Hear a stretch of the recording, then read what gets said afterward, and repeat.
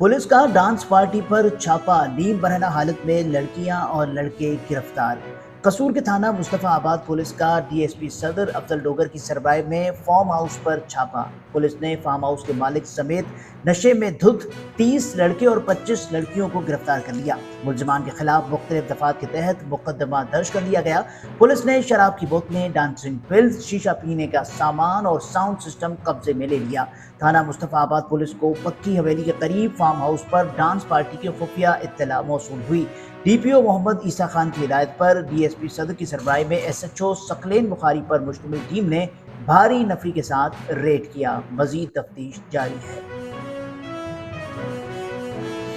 इधर देखो सामने इधर आप इसको पकड़ो जरा, इसको सीधा करो।